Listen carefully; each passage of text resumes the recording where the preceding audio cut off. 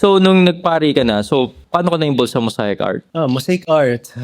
Nabalitaan ko na parang noong 2006, bilang bagong pari, nagsimula ka dahil walang pera yung simbahan. Yeah. Nasign ako sa Holy Family Parish 2006. Batang pari ako. Nasa late 20s ako noon. Alala ko. And yung parish namin, during that time, hindi mukhang church yung simbahan namin eh. Kasi para siyang parang chapel lang siya before. So, syempre gusto kong gawing church like yung church, yung parish, yung place of worship namin.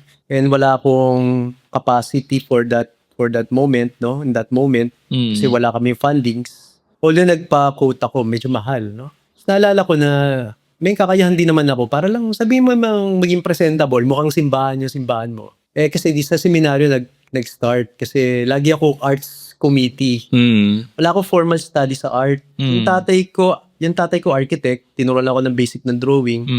Pero yun nga, sa seminary, for my whole stay sa major seminary, arts committee ako. So natuto rin ako sa mga seminaries na tinuruan lang din nila ako. Ako yung nagdi-design lagi ng mga artworks doon. So sabi ko, since wala mga pera, ako na lang mag-design, no? So bila ako sa National Bookstore, yan, mga art material, nag-design ako doon sa church. Nagustuhan ng mga parishioner yung mga design. Then lately may nakita ko isang magandang music, no, dito lang din sa Makati area. Parang Madonna and Child. Okay. Tapos ito parang electronic yung paggagawa. Kasi alam mo yung parang 3D printing, parang pinrint sa tiles. So nag-inquire ako, hindi namin kaya, medyo mahal. So sabi ko, mga tiles na maliliit lang to eh. Why not ako na lang gumawa? So ang dami namin tiles sa simbahan. Yung mga, alam mo na yung mga sobrang tiles. Sinegregate ko into colors. Tapos humingi ako sa mga parishioners kung meron sila mga lumang tiles, ibigay sa akin. Alam mo, matyaga lang talaga sa mosaic. Mosaic kasi yung genre ng art ko eh. Ang secret sa paggawa ng mosaic, segregation of materials into colors. Prepare mo yung mga pieces. Pag na-prepare mo na lahat ng pieces, no, mga colors and shapes. So gagawa ka ng pattern, then pwede ka lang gumawa ng mosaic. So basic mosaic ginawa ko before. Gumawa ako ng 5 loaves and 2 fishes. Di ba napakadali lang nun. No? Fish, saka 5 loaves. Yung tabga, nagtataka ng Galilee dito sa Holy Land, di ba may tatawag na tabga. Yung lugar ko sa nag-breakfast si Jesus Christ nung Easter. Yeah. Tapos siniyaya yung mga apostle niya na pumunta doon para mag-breakfast together with him. No? 5 loaves and 2 fishes nandun. So kinopya ko lang yung design niya, very basic. After noon, nagandahan yung mga parishioners. So nagustuhan nila. So, anong nangyari, parang sabi ko, na-addict ba ako paggawa? Gumawa ko ng marami pang mga future mosaics. Wow. Tapos sinuportahan ako ng mga parishioners, nag-donate sila. So, gumagawa na ako ng murals. Yung simbahan namin, pinuno namin ng murals. So, yun. Pero sabi mo, di ba nag-aral ka kay Father Marco Rupnik, no? Ano yun? Ano yung nauna? Nauna pa yung experience ko as parish Okay. priest. Kasi ganito nga, nung parish priest ako, pinuno ko ng murals. Kasi ang parish namin, Holy Family. Dito sa Faraday, sa Barangay San Isidro, dito sa Makati. Lahat ng eksena sa buhay ng Holy Family, inilagay ko doon sa mga walls ng simbahan namin. So, alam mo na, very catechetical.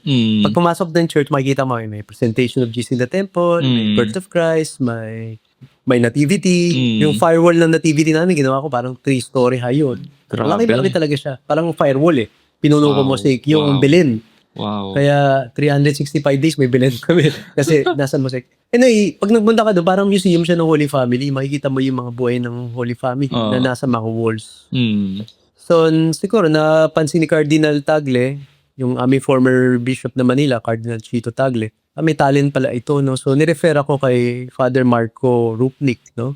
Isang magaling na artist sa Roma, na, ayun, yung, so, parang kinonect niya ako para mag-aral sa kanya ng art. So, nag-aaral ako kay Father Rupnik 2017 pa until itong present time. Kararating ko nga lang no? Noong 2025. So, sa Rome. Doon ako natuto kasi kasama nila ako for so many years.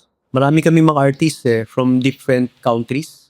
Malalaki yung projects namin as in. Meron kami projects sa Brazil like sa Sao Paulo, yung Our Lady of Aparecida. the largest Marian shrine in the world. Wow. Parang if I'm not mistaken, 2,500 hectares. Gano'ng karami yun? 25,000 square meter Wow. of mosaics, no? So, siyempre, hasang-hasakan na. Pag uwi ko, sabi ko, gagawin ko sa Pilipinas. Kaya ngayon, may atelier shop ako. Yun din, pag tatanggap ng mga Commission ka. mga commission works para sa mga churches. Yun yung ginagawa namin yan. Sa church lang hindi Mga churches, mga religious institutions, Oo. at gusto nyo magpagawa ng mosaic, basta religious in nature, kung kaya namin gawin. Kasi nag-start pa lang ako wala pang manpower, medyo konti pa, and then materials din. Wow. Yeah, hopefully, pagdasal mo na sa Sure, in the sure. future, Oh. lumaki rin yung parang foundation, nagtayo ako ng foundation for this purpose. So, yung isang mosaic art, gaano katagal mo siya ginagawa, Father? Kunyari, yung basic, gaano katagal ginagawa yan?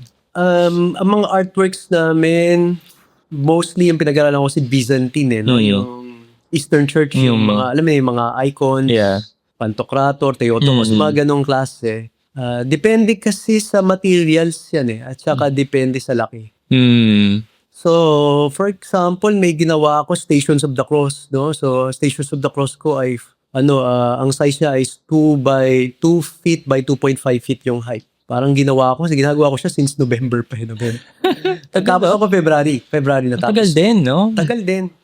Pero hindi ako full time Alam mo kasi mayroon pa ako ibang assignment. Right. Kasi seminary formator ako. Tapos may mga ministries pa ako. So nag-train lang ko ng mga workers ko. Ako yung nag-design, ako yung nag-conceptualize. So from time to time, sinusupervise ko. So tumutulong din ako sa paggawa. So yun, nabot ako ng 3 months ba yun? Parang ganun. 3 months. Depende. Meron kaming ginawa sa Tondo. Ito yung pinaka malaking artwork na nagawa ko to date. 153 square meters. Ang laki ng mosaic niya. Sanctuary ng San Pablo Apostol Parish sa Tondo, Manila. So the way we do mosaic sa room, dun sa school ko, ganun din. Same lang din. Materials and how we do the mosaic. No? May co-artist din ako makasama doon. Pero mostly ako yung nag-design talaga noon. No? Took us, how many? 8 months? 8 months to do it. Laki kasi. Malaki siya. From concept to 8 months. Right. May nagpagawa na ba sa'yo na bahay tapos mosaic Meron yung mga pader niya? may nakasala. May gusto na magpagawa. Oo, kasi ang ganda Wala akong time nga gawin. Although, pag natapos yung iba kong project, so ayun, may nagpapakonceptualize. Alam ko may nagpapagawa sa akin mga 2 o 3 ata. Wow. Bahay mo. Siguro ganito ko lalaki. Yeah, oo. Maganda Dito siya. sa St. Michael Center, gagawa rin ako ng St. Michael. Wow. Which is hindi ko lang ako sa lalagay. Yung image ni St. Michael, battling the demon, Book of Revelation. Naghanap pa kami nila Father Ski ako sa ilalagay dito. Isa yan sa calling mo pag-iing mosaic artist, Father. Yeah, dumating na lang, no? Dahil nga... Ikaw lang ba nag-iisa dito sa Pilipinas? Sa Pilipinas, pare na nagagawa ng mosaic, parang ako lang Pero meron marami mga lay na mga artist din na gumagawa ng mosaic. Actually, may co-artist din ako na nag-aral din sa Roma kasama sa school namin. So, gumagawa rin siya ng ganung mosaic. Pero lahat meron kami kanya-kanyang genre o background na style. Yeah. Pero sa pare, siguro meron ding iba, hindi ko lang nakikilala, no? Iba-ibang paraan paano paggawa yung music. Kami, masasabi ko, fusion na ako ng traditional tsaka modern yung music art namin. Kaya natanong ko sa'yo kung sino ba gumawa doon sa St. Martin Tours, yung Adoration Chapel nila, mosaic art yung sa gilid nila. This sa may Bulacan. Sa Bulacan. Sabi ang ganda Sabi ko, paano to ginagawa? Yung mga... Hindi ko pa siya nakikita. Pero alam ko maraming pare, hindi lang dito sa Luzon. No? Sa Visayas, meron din daw Narinig ko sa Iloilo, meron din daw doon church na mga pare o madre rin ang gumawa. Hindi ko pa nabibisita. Tapos ang gamit nila yung mga local materials doon, yung kapatong buhay, yung mga salamin. Yeah. Ako nag-start ako ceramic Ceramic talaga. Ceramic. Kasi napakamarami nating material na ceramic. Right. Pero ngayon, dahil after kong mag-aral, mga natural stones na, no? Like yung mga mosaics na makikita mo abroad. Ako ay sinabihan din ng Cardinal, yung boss ko, si Cardinal Joe Advincula, na if may mga pare sa Pilipinas, no, na magaling sa art or gusto matuto, they can study under me, no? And I am willingly, I willingly share the techniques, yung how to do the mosaics. So, just coordinate lang. Pwede ba lay dyan? Ang Cardinal. They actually, yes. Kasi meron kaming parang dinidevelop na workshop din. workshop for lay people maggawa ng mosaic. Parang workshop. Wow. Parang simple lang. Pero kung advanced, of course, they need more time to spend with. I-enroll ko yung anak ko sa'yo. Mahilig din sa mga arts Parang yun eh. therapy nga rin yan. Di ba sabi, parang therapeutic, kasi ubus yung oras mo, gumagawa ka ng art, Oo. tapos naka-background music ka, nagdadasal. Kasi gano'n sa Eastern Pag gumawa ka ng icons, gumawa ka ng mosaic sa Eastern tradition, Eastern church, hindi lang siya talaga trabaho. It's your prayer. The product of prayer. Kaya part ng prayerful activity or spiritual activity paggawa ng mosaic. Kasi gumagawa ka ng religious, imagine mo, gumagawa ka ng mukha ni Jesus Christ, si Mama Mary, mga saints. Nagagamitin to for worship. Di ba? Pag natapos yung icon, nilalagay sa church. Right. Marami magdadasal dyan. And the more we pray, the more you're connected, the more you meditate on the passion of the Lord or to be close to God, makikita yun sa gawa mo. So, basically, pag mag-workshop ko, ganun din. No? Our work is our prayer. Father, paano ka naging exorcist? Kanina kinuwento ko sa'yo na noong 2015, after the parish, na-assign ako sa seminary, and immediately, invite ako ni Father Sikia. Hello mga ka-faith, Brother Adrian Milag here, and today ini-invite ko kayo na maging part ng aking supporters group dito sa aking ka-faith community, dito sa ating online evangelization na ginagawa. Pwede kayong maging supporters through Patreon. Sa Patreon, dito ilalagay ko yung mga face-to-face kong interview at mga online interview at magkakaroon kayo ng unedited early access dito. Sa Patreon, ang unique dito, pati yung face-to-face interview ay i-upload natin dyan na unedited. Para maka-join kayo, ay ilalagay ko yung link dito somewhere here or sa description kung paano kayo maka-join sa ating supporters sa Patreon. And sa YouTube, mas lower cost yung babayaran nyo dito, pero magkakaroon din kayo ng early access dito sa YouTube pag naging supporters ko kayo dito sa mismong YouTube channel, naging member kayo dito, ay magkakaroon kayo ng access sa mga online interview. Ayan, mismong live interview, ma-access nyo yan for members only. Pero may catch din sa YouTube. Kung after ko nang ma-edit yung mga face-to-face kong interview, bago ko siya i-upload sa YouTube, ay magkakaroon ng access yung for members only.